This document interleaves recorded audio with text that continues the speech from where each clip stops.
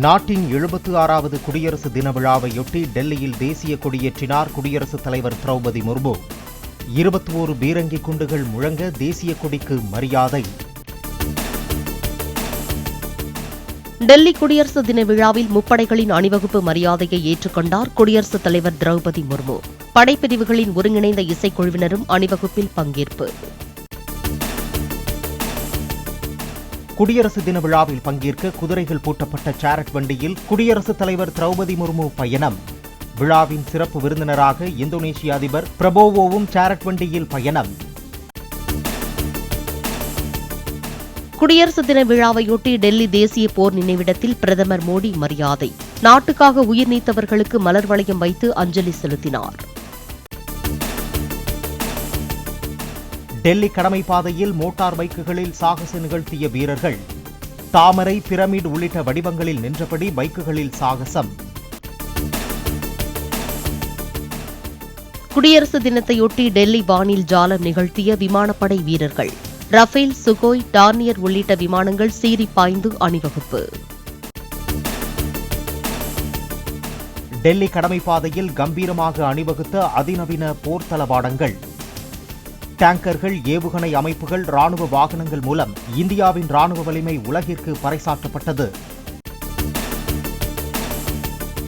டெல்லியில் நடைபெற்ற குடியரசு தின விழாவில் பங்கேற்ற கோவா, குஜராத் உள்ளிட்ட மாநிலங்களின் அலங்கார ஊர்திகள் மாநிலங்களின் பெருமைகளையும் கலாச்சாரத்தையும் பறைசாற்றும் வகையில் அணிவகுத்தனர். நாட்டின் 76வது குடியரசு தினத்தையொட்டி சென்னையில் தேசிய கொடியேற்றினார் ஆளுநர் RN ரவி.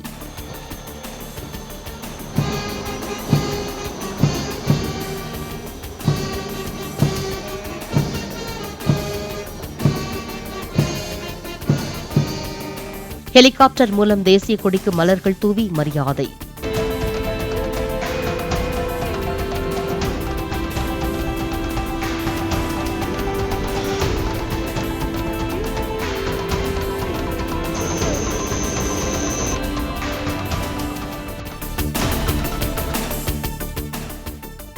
சென்னையில் நடைபெற்ற குடியரசு தின நிகழ்ச்சியில் முப்படையினரின் அணிவகுப்பு மரியாதையை ஏற்றுக்கொண்டார் ஆளுநர் RN ரவி. கடலோர காவல்படை, CRPF, CISF வீரர்களும் அணிவகுப்பில் பங்கேற்பு. சென்னை குடியரசு தின நிகழ்ச்சியில் வீரதீர செயலுக்கான அண்ணா பதக்கம், காந்தியடிகள் காவலர் பதக்கங்களை வழங்கினார் முதலமைச்சர் மு.க. ஸ்டாலின்.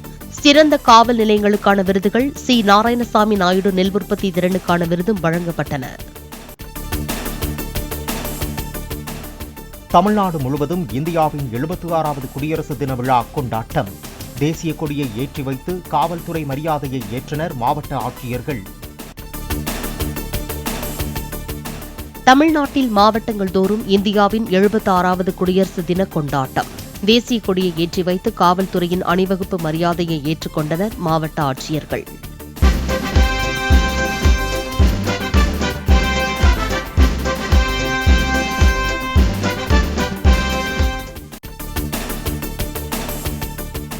தமிழ்நாடு முழுவதும் இந்தியாவின் 76வது குடியரசு தின விழா கொண்டாட்டம்.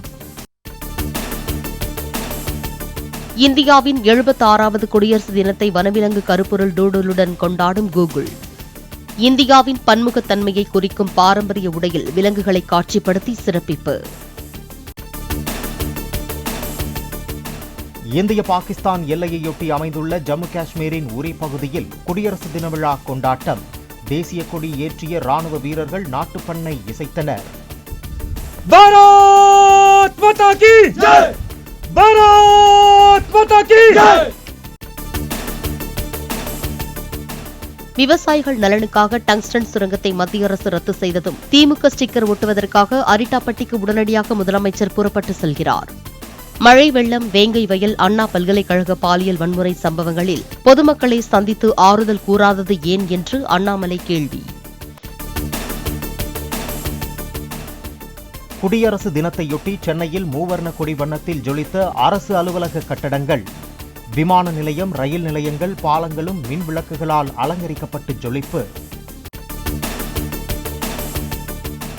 இந்தோனேஷிய அதிபர் பிரபோவோ சுபியான்டோவை கௌரவிக்கும் வகையில் டெல்லியில் குடியரசுத் தலைவர் மாளிகையில் சிறப்பு விருந்து. பிரபல பாலிவுட் பட பாடலான குச்சு குச்சு ஹோதா ஹை பாடலை பாடிய இந்தோனேஷிய மூத்த அமைச்சர்கள். புதுக்கோட்டையில் சட்டவிரோதமாக கல்குவாரிகளுக்கும் கனிம கொள்ளைக்கும் எதிராக போராடிய சமூக ஆர்வலர் ஜெகபர் அலி கொலை வழக்கு மெத்தனமாக செயல்பட்டதாக திருமயம் காவல் நிலைய ஆய்வாளர் குணசேகரனை சஸ்பெண்ட் செய்து திருச்சி சரக டிஐஜி வருண்குமார் உத்தரவு. தாவேக தலைவர் விஜயின் அடுத்த திரைப்படத்தின் பெயர் ஜனநாயகன். ஃபர்ஸ்ட் லுக் போஸ்டரையும் வெளியிட்டது படக்குழு. நடிகர் சயிஃப் அலிகான் கத்தியால் குத்தப்பட்டதாக கூறப்படும் வழக்கில் புதிய திருப்பம். சயிஃப் வீட்டில் இருந்து சேகரிக்கப்பட்ட கைரேகைகள் கைதானவரின் கைரேகைகளுடன் பொருந்தவில்லை என விசாரணையில் கண்டுபிடிப்பு.